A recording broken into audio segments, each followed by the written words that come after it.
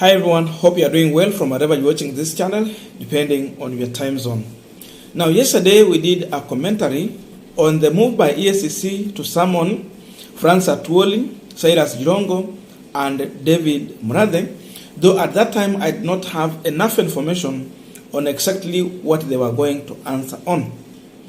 And the emerging issue was that the move by EACC was to summon these people to answer some question on the money they acquired to a tune of 200 million for selling a piece of land at Mukuru slums, where a public school and a public dispensary is sitting on.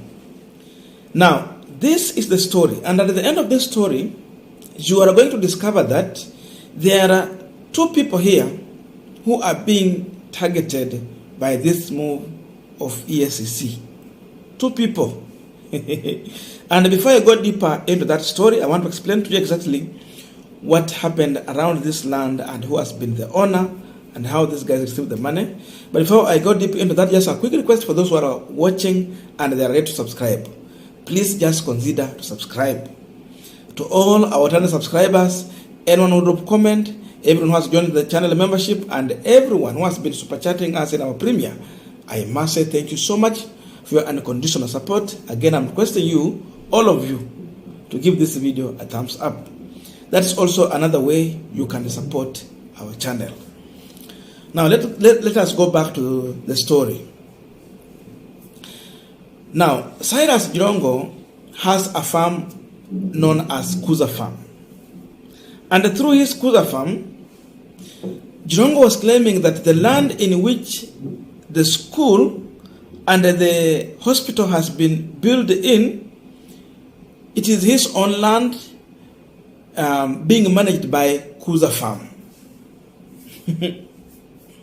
So Jirongo, through the Kuza Farm, he decided to file a case in court demanding back the land, because according to him, this land was acquired and procedural. So the case was already was heard in the court, and after the judge listening to this case, he came out with a ruling, and seemingly that ruling, of course, it favored Cyrus Jirongo. So according to the ruling, it was clear that the land was acquired and procedural, and then the rightful owner of that land should be Kuza Farm. So the court gave two options of solving this issue after discovering the rightful owner of the land. Because remember, the county government was claiming the land, because now they have built a school, they have built a dispensary. But again, Kuza Farm was also claiming the ownership of this land. So option number one, according to the court, was that the county government of Nairobi should return the land back to the rightful owner, Kuza Farm.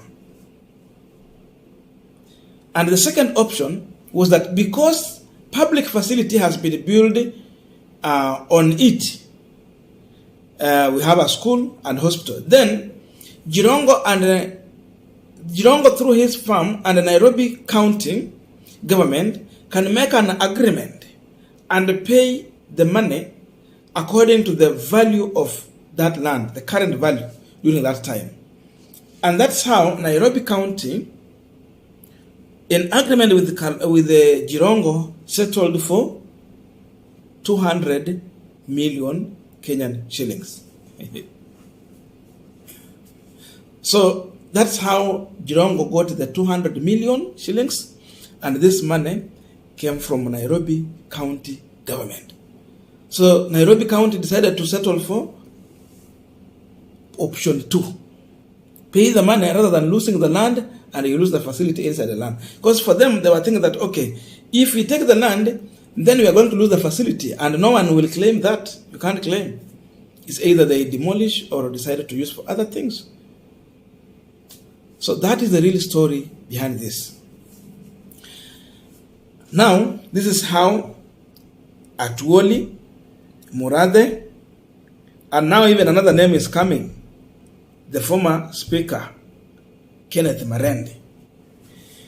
This is how they come into this story. When Cyrus Jirongo received the money from Nairobi County, he decided to wire some of this money, number 1, to Francis Atwoli account, number 2, to David Murathe's account, number 3, to the former speaker, Kenneth Marende's account.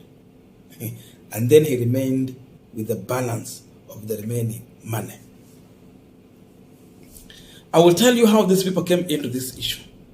For those who remember, some time back, Cyrus Jirongo was having a serious problem with finance, a serious financial problem he had. So, in my own view, I think this is how these people came into rescue of Cyrus Jirongo. Remember, you have a case, but again, you're not financially stable. This guy, it reached to an extent where even his house, where he was living in Nairobi, it was auctioned. Cyrus Jirongo was completely having nothing. Hakuwa na kitu kabisa. So, and you see, maybe this is how he convinced Francis Atwoli, David Murathe, and Kenneth Marende, maybe to offer him with some financial, so that at least even he can file a case. You know, you pay lawyers here and there, and the logistic that goes with it, and then also have some money for upkeep. Because now maybe he was promising that I have a serious case. You present your case, then they can see this is a serious case, and once I have my money back, I will pay you. That is now my own thinking, how the picture of Marende, David Murathe, and Atwoli are coming in. And now, as good friends, Francis Atwoli, David Murathe, and Marende decided maybe to lend money to Cyrus Jirongo. And I can link this question, I can compare this question in answering how Jirongo, not Jirongo, Murathe and Atwoli are coming into the picture. During the interview, is it interview or what, of the CSS Ruto nominate, when they were going through vetting, there was a question someone asked Kithure Kindiki about receiving money from the farm belonging to former Elgeyo Marakwet Senator Kipchumba Murkomen, which Kipchumba Murkomen had acquired somewhere else, and seemingly that money was being questioned by EACC also. And Kithure Kindiki answered the question. He said, for him, he had lended some money to Kipchumba Murkomen. So he don't care where Kipchumba Murkomen got the money. What he cared was that Kipchumba Murkomen refunded the money to him. So this question can also be answered in this way. David Murathe, Francis Atwoli, and Kenneth Marende lended money to. So they don't care where Cyrus Jirongo was getting money from, but what they know is that Cyrus Jirongo refunded the debt. Hope sasa kufika hapo umeelewa. Now that is the end of this story. And now you can see, since I was born up to date, I have never heard the name of Francis Atwoli being mentioned anywhere closer to corruption. Sijawahi sikia tangu nizaliwe mpaka sasa saa hizi. Nimewahi kupiga kura mara 2, lakini sijawahi sikia mambo ya aina hiyo. This was the first time to hear the name of Kotu Secretary General Francis Atwoli being mentioned in corruption. For someone like Murathe, wamemtajataja mara kadhaa. Marende also is rare to hear the name of Marende, and that's why even Marende is not coming out that much popular. And I told you they were targeting 2 people here, David Murathe and Francis Atwoli. Why are they not talking about Marende? Because also Marende received the money. And you see the media was there to ask questions to these two individuals. Of course, Atwoli hayuko saa hizi, so ni Murathe alienda kule. So they want to paint a picture that Francis Atwoli, in as much as always pretended to defend the poor, the workers, and he has never been involved in corruption, they want to show that Francis Atwoli is a man also who has been involved in corruption scandals. Wanataka kumweka pale cha lazima, wampake tope. That is what they are trying to do surely. Because if you follow this, you tell me, which case does Francis Atwoli have in court to answer about this money? He don't have. For David Murathe, we understand. Now we come to number 2. The reason why they are in this matter. And I had said yesterday, it is because they were opposed to William Ruto becoming the president. They had their own reason. And of course, in this country, we have a right of choice to whom to associate with. We have it. So they made a choice. They wanted railaodinga. And that's why they made that decision.